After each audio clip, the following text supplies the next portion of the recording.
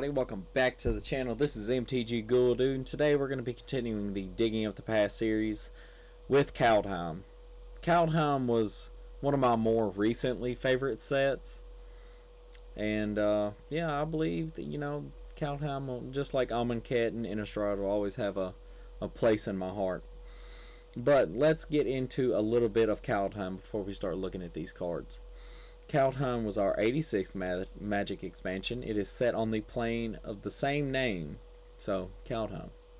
It was released on February 5th, 2021. The set symbol is a representation of a double-headed axe. This was set as a top-down Norse mythology inspired set. It takes on what a world inspired by Vikings would have looked like. And the showcase cards are all legendary Vikings.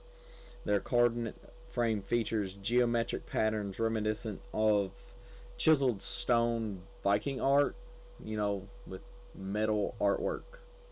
So, let's get into it.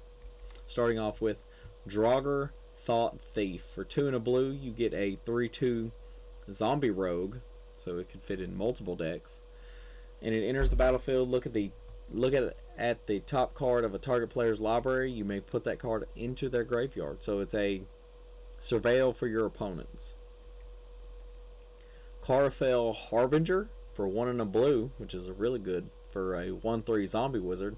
You can tap it and add blue, but you can only spend it to foretell a card or cast an instant or sorcery.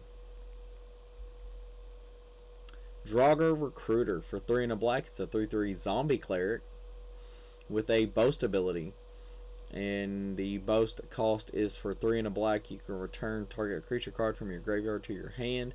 You can only activate this ability if it attacked this turn, and only once each turn. So I guess that makes it a little bit better, just in case you wanted to constantly sacrifice a creature or whatnot. Grim Draugr. I don't know how other languages pronounce it, but I personally pronounce it as Draugr. For 2 and a black, it's a 3/2 zombie berserker snow creature. So that's actually important. For 1 and a snow mana, any snow mana, it gets +1/+0 and gains menace until end of turn, and it can't be blocked except by 2 or more creatures. That's menace. And snow can be paid with 1 mana from a snow source. Jarl of the Forsaken for 3 and a black. It's a 3/2 zombie cleric. Another one. With flash. When Jarl of the Forsaken enters the battlefield, destroy target creature or planeswalker and opponent controls that was dealt damage this turn. For tail cost for 1 and a black. See, I don't know. Maybe it's just me. But I think Wizards needs to...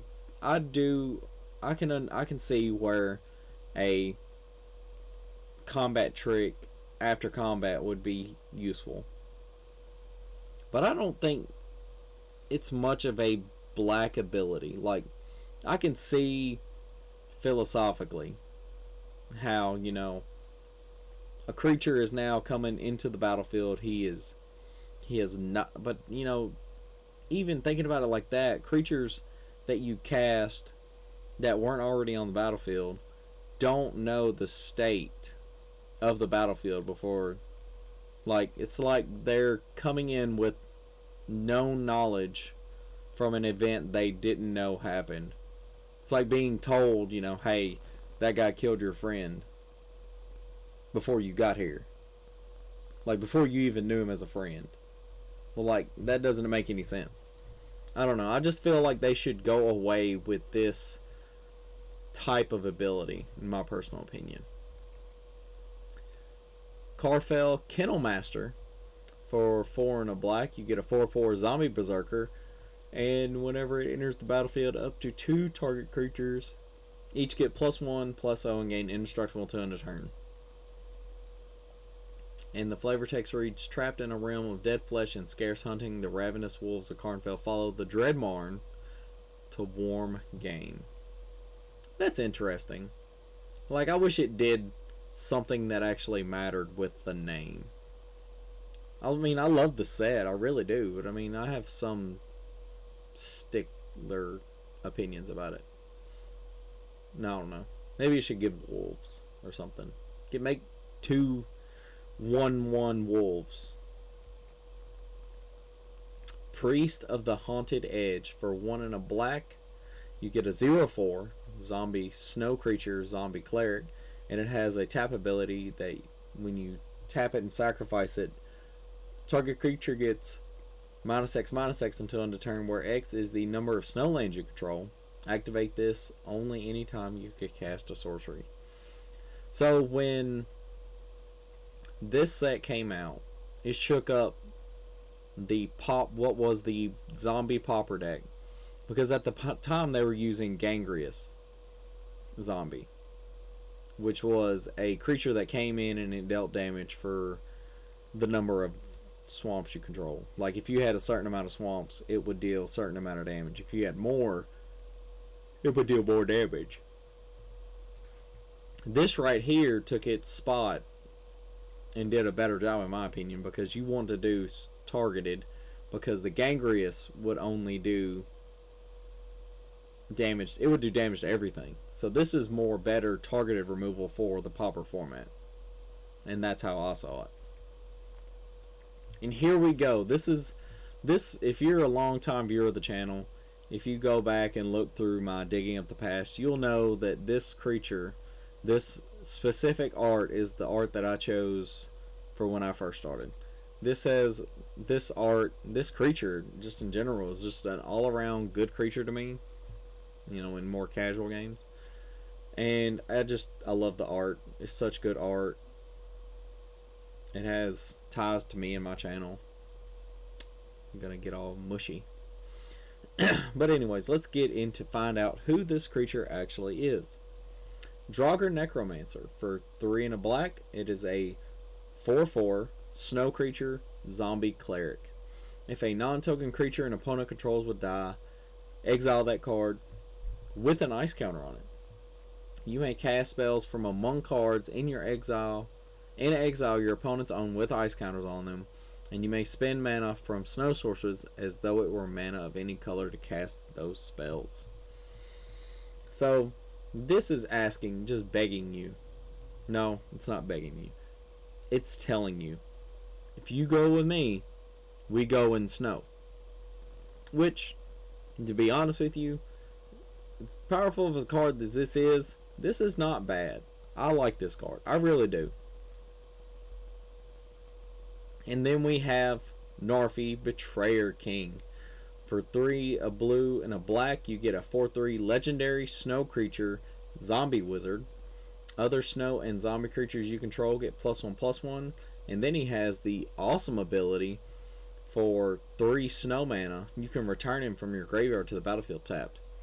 I like playing this in Arena as the commander, because if you build using snow mana, snow lands, you will never have to pay command tax for him.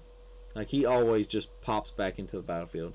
And you can even use this as a combat trick, because okay, so you got, 13 zombies out of there, and you left your mana up, and now they're trying to, like, swing at you, and they're all untapped zombies, and all their creatures are one bigger than yours. Well, bring Narfi back from the graveyard, and now all your creatures are even. You might even have bigger creatures than theirs.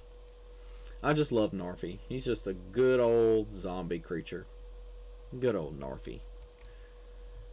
Then we go to Deathknell Berserker. These are our zombie affiliate cards. They don't have the zombie type, but they do something with zombies, or deal with zombies in one way or the other.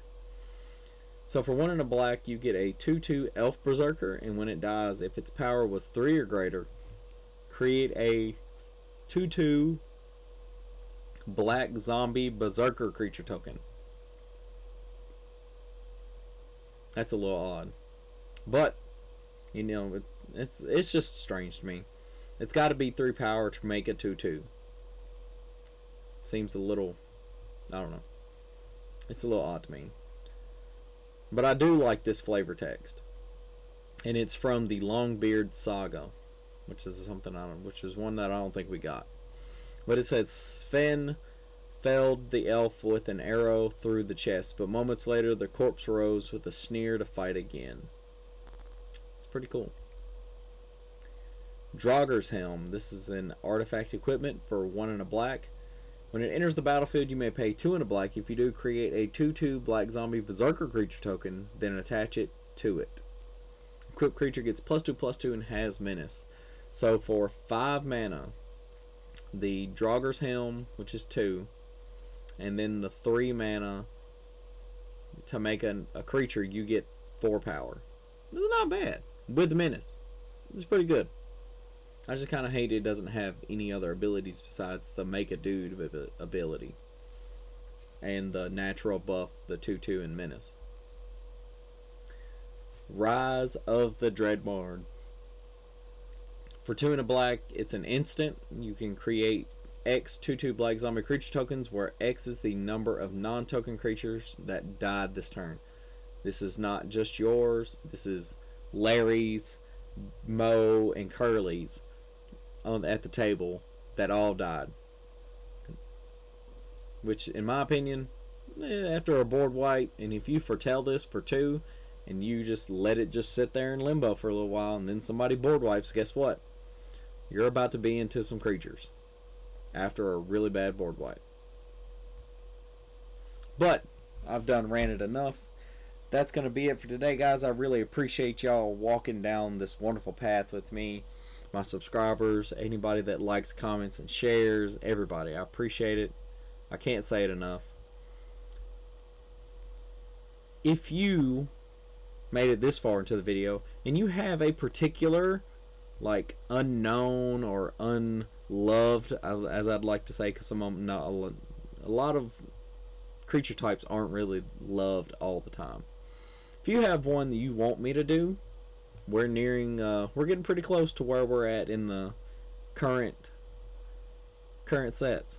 So drop that down in the comments. And remember to like, share, and subscribe. It does a lot for the channel. But that's gonna be it for today. I can't say it enough. I really appreciate everybody. And I'll see you guys next time in the graveyard.